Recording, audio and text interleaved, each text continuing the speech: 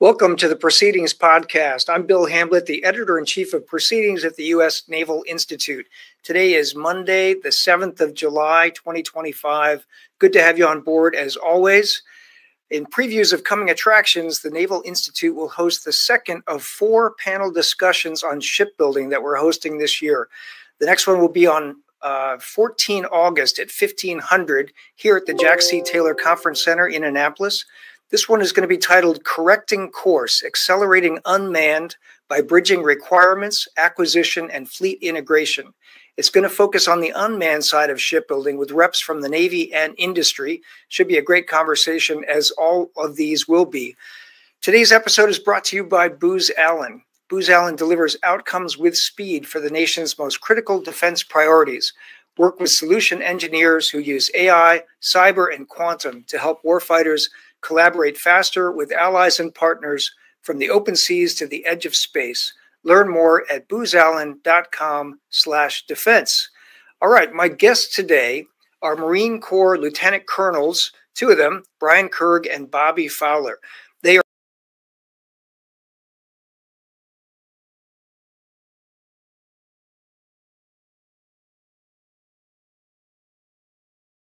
to the Proceedings Podcast. I'm Bill Hamblett, the Editor-in-Chief of Proceedings at the U.S. Naval Institute.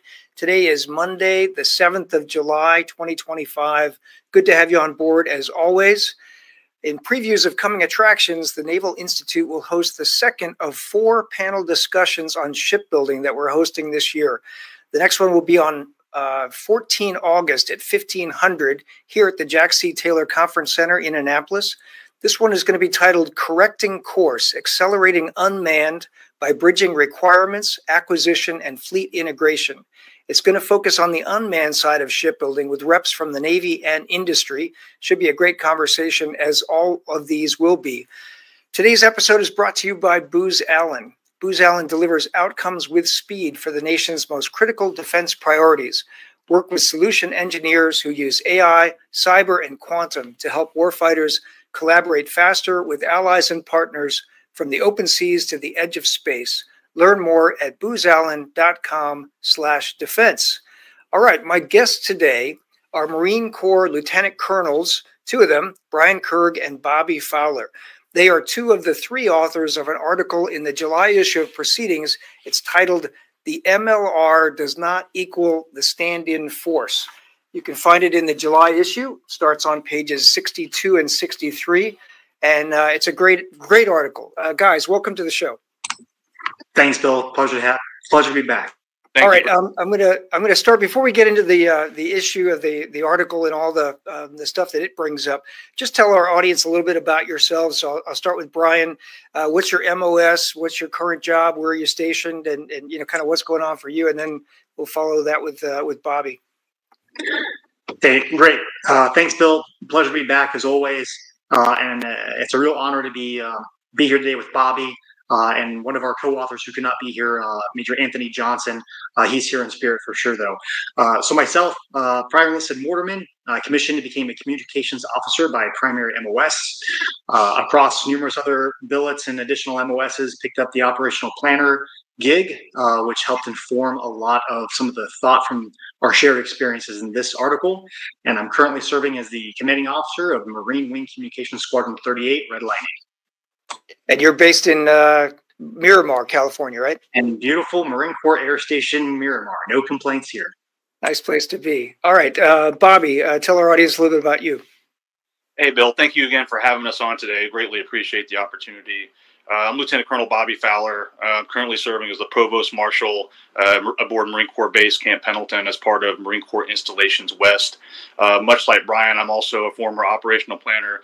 He and I served together in 3 MEF, and I've got pretty extensive experience with the MLR and with the problem sets that we face in the Pacific as a result of those past experiences.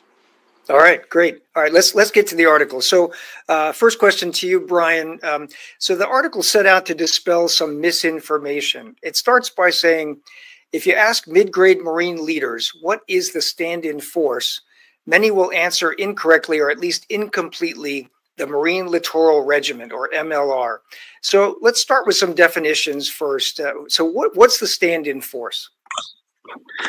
So at the risk of immediately losing the audience, I'm going to draw from a military conceptual document and all the jargon thereunto pertaining. So buckle up. To quote directly from the source, the document titled A Concept for Stand-in Forces, which was published in 2021, stand-in forces are defined as, quote, small but lethal, low signature, mobile, relatively simple to maintain and sustain forces designed to operate across the competition continuum within a contested area as the leading edge of a maritime defense in depth in order to intentionally disrupt the plans of a potential or actual adversary. End quote. So that was a mouthful, right? There's a lot of descriptors in there, but you'll note that the definition was service agnostic and formation agnostic. It was descriptive, but not prescriptive. And so for this conversation, it's important to note that stand-in forces, or SIF, they are not just inclusive of Marine Corps forces, let alone just of the MLR, but also includes any force that meets that definition. So it's not uncommon to hear planners and other folks that work in the space, they may colloquially refer to SIF as being inclusive of Marines, subs, and SOF, or Special Operations Forces. And we're just confusing ourselves more with SIF and SOF, right?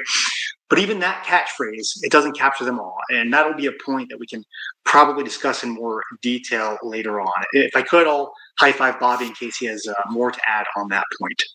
Okay. Brian, that was a pretty succinct and good definition. Good job pulling it from the textbook, as always. One thing I would also highlight, Bill, just for the viewers and listeners, is the fact that, you know, when we say stand-in forces, oftentimes what folks think is, you know, static, stationary forces, hunkered down, kind of dug in one place. And really, that's not what stand-in forces is at all. They are able to still maneuver, they're still mobile, and they have to be that way in order to persist and survive in what we anticipate to be the future battlefield. Okay, that's great. So now let's talk about the MLR, the Marine Littoral Regiment, which is a fairly new organization within the Marine Corps, and it's getting a lot of articles in our magazine, but also others. So, Bobby, over to you. Just what is an MLR?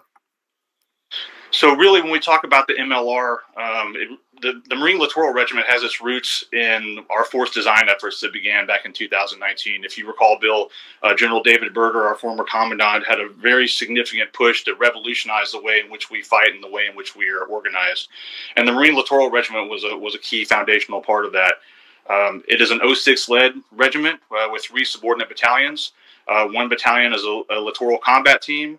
One is a littoral anti-air battalion, and another is a littoral logistics battalion.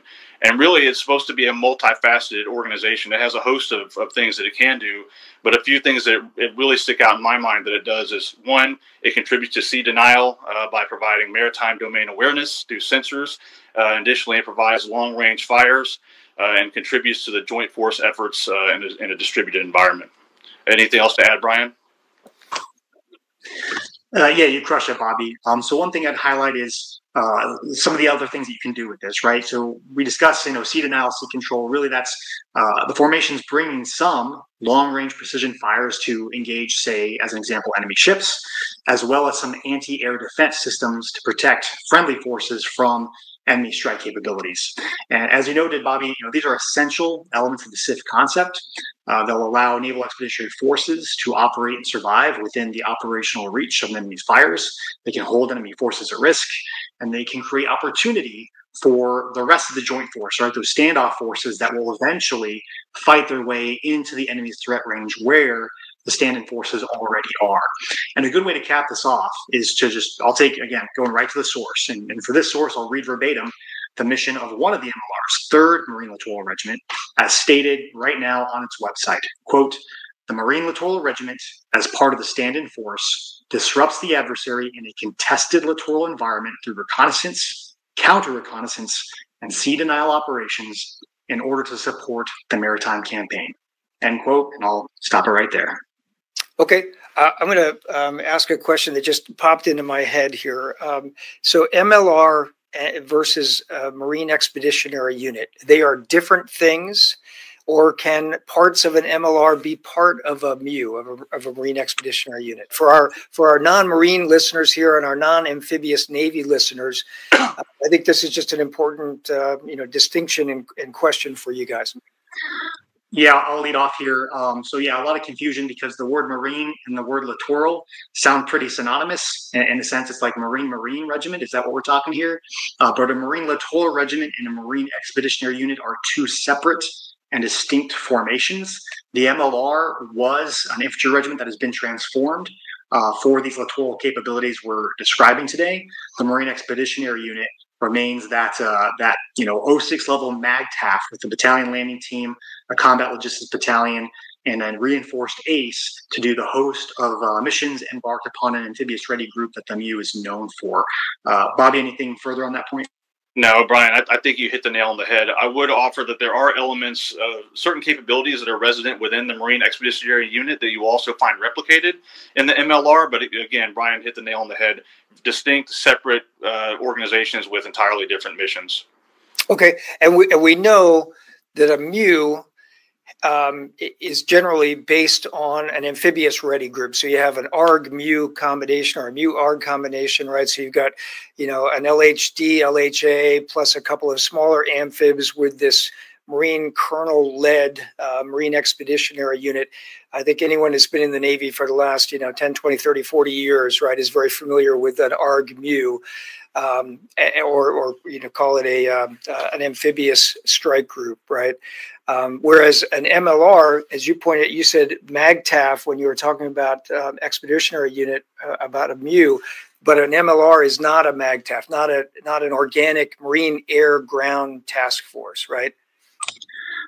That's correct. And so while the MU would be resident and embarked upon an ARG and its primary deployment construct and would have organic air assets that would allow it to move forces, say, from ship to shore or otherwise maneuver around a battle space. The MLR, it doesn't have organic air assault, say, lift.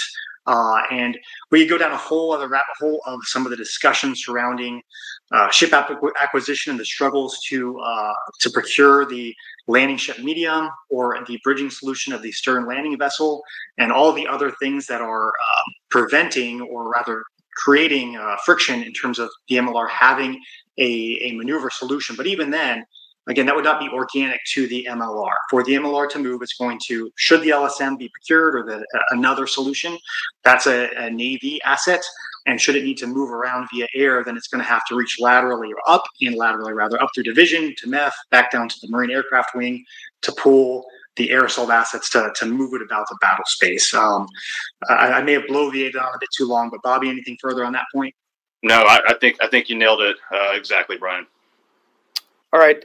So, Bobby, this question for you. Are there other joint forces that should be considered or are considered stand-in forces? I think we've touched on this a little bit, but I just want to be clear that it's not just Marines that are stand-in forces, correct?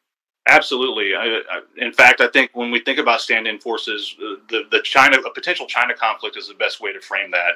And so you have to imagine that if we were to pursue a conflict with China, all the forces that we have in the Western Pacific, west of the international date line, are going to be largely isolated if that conflict begins. And so by nature, all the forces across the joint force, all those different formations and capabilities that are resonant to that region when that kicks off are going to become, by default, stand-in forces. So yes, things like the MBTF, or the Multi-Domain Task Force from the U.S. Army, the 18th Air Wing, that's a Kadena Air Base, all the elements of USARPAC and SOCPAC forces that we have forward at any given time, whether they're permanently based or they're on an episodic or rotational basis, those are all stand-in forces, not just a Marine Corps thing. Gotcha. And I think Brian mentioned Special Operations Forces, so SOF is a big part of this, and also submarines. So Navy submarines at the beginning of a conflict especially may be some of the most valuable, most useful assets that can operate inside that enemy weapons engagement zone. So I think that's really important for our listeners to take away, is that when they hear stand-in forces, and you guys have both said this, your article says it, it's not just Marines, it's not just a particular type of Marine or Marine unit, that there's lots of different types of stand-in forces across the joint force. And as you pointed out, Bobby, there's the Navy's got stand-in forces, the Air Force has got some stand-in forces, Marines, of course, obviously, Army as well. So really, really important to know that this term SIF is a joint term. It's not just a Marine Corps term. Let's talk about command and control, because this comes up in the article, and I found it to be one of the most interesting parts of the article, which is that for the Marine Littoral Regiment and some of those capabilities that it brings, and particularly I think here we're talking about the anti-ship missiles, the naval strike missiles that are going to be part of the Nemesis system that an MLR can bring to the fight and put ashore on an atoll, for example, or within an archipelago, and move them around and be part of the anti-ship capability of the joint force. Like how are those going to be commanded and controlled? Who will own the decision, not just own the asset, but also own the decision, the engagement decision matrix that determines what the target is and then who's going to engage that target? So maybe we start with Bobby on this one. All right, I'll take a swing at it, and then I'll hand it over to Brian, because I know he's got some pretty strong thoughts on this. I'm going to give kind of a vanilla answer up front, Bill. I would say that it kind of depends, right? I don't know if there's going to be a one-size-fits-all or kind of a cookie-cutter C2 approach that we can apply to the MLR across a range of conflicts. I think it's going to have to depend on the nature of the conflict that they find themselves in, the geography in which they find themselves fighting in, and lastly, I think the different formations and headquarters that will be resident there, whether that's a JTF, a MEF headquarters, or even a fleet headquarters. I think what is imperative going forward, and the MLR is already doing this and has been for the past few years, is experimenting with different C2 models, whether, that's the fleet in charge, the Marines in charge, perhaps even a JFLC in charge of MLR capabilities.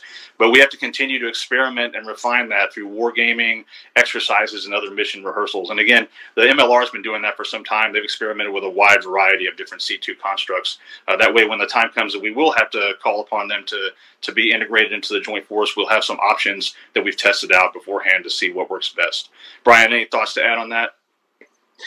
Yeah, so I'll just open by saying Bobby's answer is the right answer. It depends, and it always does. What I'd offer is that the dependency must be informed by the doctrine around which many of these joint formations are in fact constructed, and how we train to fight at that echelon, right? So as an example, and once again, at the risk of putting listeners to sleep, because maybe they don't want a lesson on componency and how joint force headquarters might be constructed, but it's actually critical to the point, so I'm not going to apologize for it. So a joint task force, it'll have joint components, right, that command the forces aligned either with the services or the functions and domains in which those forces contribute. And so for our purposes here, we'll just stick with functional components like the Joint Force Land Component Commander, the JFLC, the Joint Force Maritime Component Commander, the JFMC, and the Joint Force Air Component Commander, the JFAC. And which service heads up each? Again, it's going to depend. It's going to depend on a host of operational factors. But in a maritime or a littoral environment in which the MLRs would fight, say the first island chain, and for a contingency involving the pacing threat for which the MLRs were designed, that is the People's Liberation Army, the U.S. Navy is almost certainly going to own the role of the JFMC, and the Air Force will almost certainly own the role of the JFAC. As much as I, as a Marine, want to believe that we've won every war on our own and that we will win every war on our own, that's just the propaganda talking. And I know that we do not fight alone. We'll fight as a joint force always. So that means that the series of coordination mechanisms, control measures that dictate how you fight with joint capabilities are going to be dictated by the component. So let's get to brass tacks.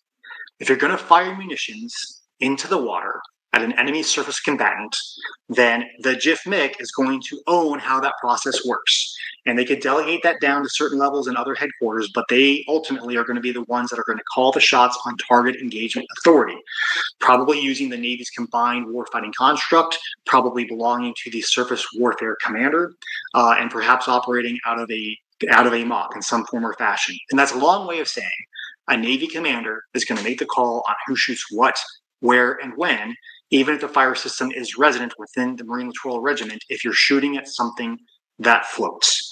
And similarly, if you're contributing to air defense, there's another C2 chain or authorities chain that we could draw out that goes up through the JFAC to the Area Air Defense Commander. I won't go into all the details. The article kind of speaks to that a bit more, but there's another chain that you have to be cognizant of if you're shooting something into the air and seeing who's going to control the magazines, preventing target saturation, deconfliction of fire so that there's no fratricide and other things. So the key takeaway is that the things that are resident within the MLR that actually kill big enemy targets, they're going to fall under joint authorities and be controlled by joint agencies. And again, it can be delegated. There's different flavors that they could come out of, but ultimately it's going to start there, and they're going to own it, right?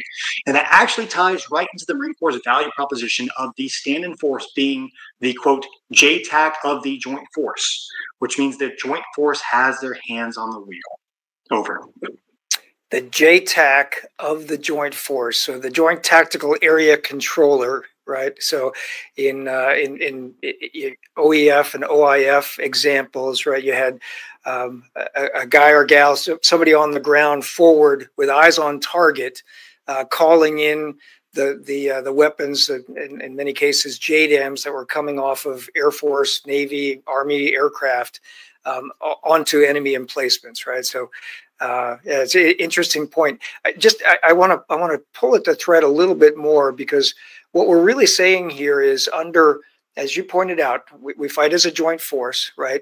And so you may have, perhaps a Marine Littoral Regiment puts a Nemesis battery with those naval strike missiles on an island somewhere inside the first island chain, and it's not going to be, the young Marine captain out there, as much as he or she may want to, pull the trigger and fire one of those Nemesis missiles at a PLA Navy ship in a wartime environment, right? They're not making that decision themselves. That decision to engage an enemy surface combatant, whether it's being done by an Air Force B-1 bomber dropping a long-range air-to-surface missile, or whether it's that Nemesis, battery out there on the island it's owned by the Marines, or whether it's a Navy surface ship firing a naval strike missile, that decision is going to be made by the JIFMC, the Joint Force Maritime Component Commander, that owns the water space, right? So it's interesting, all these different joint forces are providing the weapons, but then the command and control to engage that Navy asset or that surface adversary asset is made by, in this case, the JIFMC, or if it's taking out an air asset, it's made by the JFAC, I guess is the point that you're making. Did I get that right? It's been a few years since I retired from active duty, so just want to make sure that. Yeah, Bill, that's a good readback. And what's funny is if you turn back the clock to when all these source documents first dropped, when the 2019 National Defense Strategy said, hey, Marine Corps, focus on China, and then the Commandant rolled out with the 38th Commandant's Planning Guidance, and the first Force Design 2030 document and MLRs were first a thing, or rather naval integration and sea denial and sea control as a Marine Corps mission became a focus of effort. What you just described about the dilemmas, like, is Captain Kerr going to take the shot, or is Corporal Kerr going to take the shot? We chewed on those things, and that required a significant escalation in terms of our own education on joint processes, and exposed, frankly, I can speak for myself, a lot of ignorance. And I think other listeners who've worked in the space will probably reflect on their own learning curve as they face that as well. But one thing I will say is, this is not to say that the MLR is something that's going to be C2'd by that joint agency. The MLR commander, for example, he or she still owns the risk as far as the force protection of the forces, where they're going to be, how they're going to move around, the sustainment obligation, all those, the cover, the how to stay concealed, etc. All the other things that are inherent to command will still be the responsible of that formation, and ad echelon down to the battalions, down to the companies or the batteries, down to the fire team. But when it comes to, yes, the potentially operational decision, or if it's the first shot, the strategic decision to sink an enemy ship, to take an enemy aircraft out of the sky, or you name it, that's going to go up those other C2 lines that you read back to me. Bobby, any following thoughts on that point? Not much, Brian. The one thing I would add is that, again, this is something that the MLR has been experimenting with for some time. So you see this same conversation bubble up in every exercise and war game about who is going to have what C2 authorities. And it's going to be interesting over the next couple of years, especially as we have another MLR, 12th MLR, come online to see where that conversation goes as we continue to integrate with the joint force. So as it stands right now, there's just one MLR? There's third MLR that's stationed in Hawaii, and then the 12th MLR that's standing up in Okinawa. Over in Okinawa. Okay, so the focus now for these MLRs as they get established is obviously Indo-Pacific. Will there be MLRs on the 2MEF side of the world? Time now will say that there are no plans for that, and there's lots of other whys that we could speculate, but I'll say officially, right now, the only MLRs that are stood up or standing up are 3rd and 12th. There's discussion, and this is confusing. When I say 3rd MLR, I mean the number is 3rd MLR that identifies that unit. 12th MLR is the 2nd MLR that has stood up, and there has been discussion about 4th Marines becoming a 4th MLR. Bobby, any clarification on that? Did I get anything off base? No, that's perfect. And the discussion about 4th MLR is still ongoing, trying to figure out whether or not we actually need a 3rd MLR, or do we want to maintain just a straight leg infantry regiment in the 1st island chain to provide the MEF commander some flexibility. Wow. Okay. I want to get back to a question I should have asked earlier. What was the source of the confusion around MLR versus SIF, and that an MLR is the SIF, and where did that come from within the Marine Corps, and where have you both seen it as planners out, in 3MEF or operating with your joint force partners? What's the genesis of the confusion, do you think? Well, Bill, I know Brian mentioned earlier that we rolled out several kind of conceptual documents in the 2019-2020 timeframe, a concept for EABO, the concept of stand-in forces. Those were both coming online at the same time that the MLR was coming online, and the Marine Corps did a full court press approach to the kind of the messaging campaign for that. And I think as all these new concepts and new formations kind of entered the Marine Corps lexicon, and the MLR became the face of some of these new emerging technologies and capabilities, I think it just became a natural thing for the average Marine to start conflating MLR with stand-in forces. Brian, anything to add to that? No, that's a great summary, Bobby. So kind of turning back the clock, 2019 NDS turned into force design and the 38th Commandant's planning guidance and the tentative manual for EABO, which is all very experimental. And you saw the iteration happen quickly. You saw a 2nd edition of the tentative manual for EABO come out. There's a lot of overlap, so a lot of confusion. And I think this kind of speaks to the power of Marine Corps messaging, and kudos to all the StratCom and public affairs folks who helped get this message out. But I think across the force, the Marine Corps was very, very excited. It still is a very exciting time to be a Marine when you're experimenting with a shift that is this significant. But it led to perhaps some confusion wherein Marines, it was easy to conflate the MLR and the SIF, the MLR as the SIF. And we cite in the article, you can see as this develops from the documents as they evolved, because they did change from year to year, to various articles that many Marines were publishing in places like Proceedings, the Marine Corps Gazette, and others, culminating in, say, a Congressional Research Service report, a CRS, right? And those folks, they know exactly what they're doing. They're very good at what their job is, which is to develop documents to inform rapidly the staffs and the leaders, our elected leaders, so that they can get spun up on these issues very, very quickly. So you saw confusion between the MLR and the SIF and all those documents. Yeah, that makes sense. There's certainly been, and I've told a lot of folks this, Marines are punching way above their weight in our pages in Proceedings. And as you point out, since 2019, with General Berger, leading with the Commandant's planning guidance, and then that tentative manual for EABO and the Force Design 2030, the original, there's just been a tremendous amount of iteration, experimentation. It sort of, from my perspective, throwing spaghetti at the wall, see what sticks, iterate on that. So I think it's natural that you could confuse people and that people could get, hey, there's a lot of different ideas and concepts being thrown around here, and rightly so, right? We're living in a very dynamic world where the adversary is moving rapidly.